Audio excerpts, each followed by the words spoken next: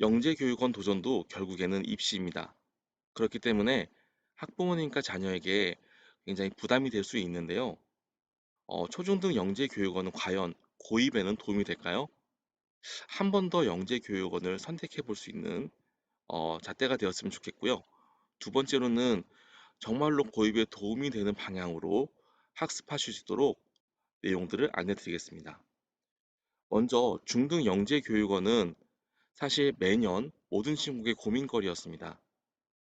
중등 영재교육원을 가는 것이 좋을지, 아니면 중등 영재교육원으로 이동하는 그 시간 동안 고입을 위한 공부를 하는 것이 훨씬 더 효과적일지에 대해서 많은 이공계 우수한 친구들이 고민을 했었었는데요.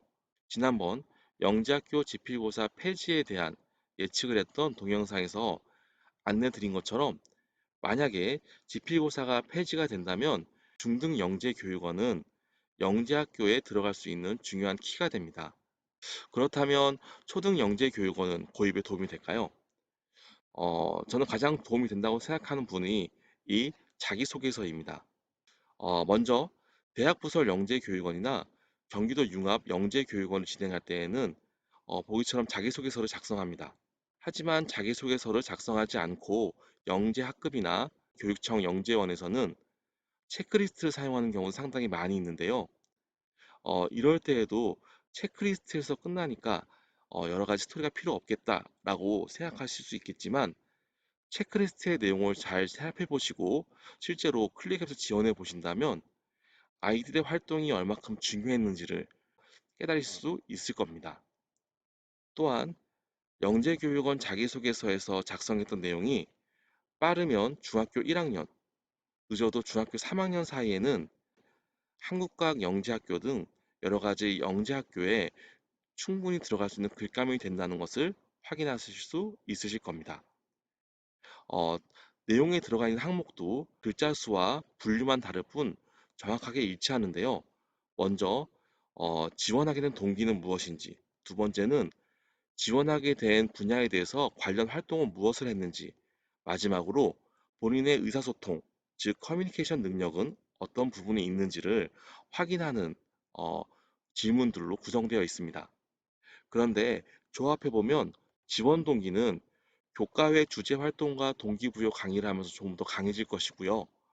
두 번째로 시작부터 마지막까지 진행되는 산출물 제작을 통해서 관련 활동이 매우 탄탄해질 것입니다. 마지막으로 팀 프로젝트 수업을 수행평가 관련 없이 자연스럽게 진행하면서 본인이 어떠한 장점이 있고 어떠한 역할을 수행할 수 있는지를 스스로 느끼게 될 텐데요. 결과적으로는 고등학교에 진행될 때에는 더욱더 충전이 되고 배가가 된다는 것을 느끼실 수 있을 겁니다. 그런데 영재학교에서는 중학교 1학년 또는 중학교 2학년 때도 지원할 수 있기 때문에 영재교육원에서 활동한 사항들이 고스란히 녹아 들어갈 수가 있는데요. 과학고에서는 약간의 제약 사항이 있습니다. 경기북가고의 자기소개서 보면 첫 번째로 잘못된 자기소개서 사례에서 땡땡 영재교육원에서 땡땡 가성을 이수하였습니다. 라는 내용을 쓰지 못하도록 되어 있는데요. 한성과고 입시 설명의 동영상 그리고 자기소개서 동영상을 보면 영재교육원에서 어떤 과정을 했는지를 직접적으로 서술할 수 없지만 본인이 스스로 탐구한 다양한 활동들을 자연스럽게 자기소개서에 녹아내는 것은 충분히 가능하다는 것을 이야기해 주었기 때문에 영재교육원에서 활동한 내용들을 적을 수도 있을 겁니다. 두 번째로 경기북가고 2번을 보면 중학교 재학 중이라는 것을 단정 지어서 초등 영재교육원의 활동이 의미가 희석될 수 있는데요. 첫 번째로 초등 영재교육원 5학년, 6학년 때의 내용들을 중학교 1, 2학년 때 그 실험을 한 단계 더 확장해 나간다면 여기서 충분히 담을 수 있는데요. 굉장히 긴 시간 동안 호흡을 했음을 보여줄 수도 있을 것입니다. 그런데 중요한 것은 만약에 그렇게 진행된다면 굉장히 오랜 시간을 깊이 있게 공부한 과정이기 때문에 그 주제와 나의 진로 방향과 다르다면 굉장히 어색하게 되겠죠. 그래서 초등 영재 교육원에서 만약에 산출물을 만든다면 그 내용이 본인의 진로 방향과 적합한 것이 매우 중요하다는 것을 한번 생각해 볼 수 있게 됩니다.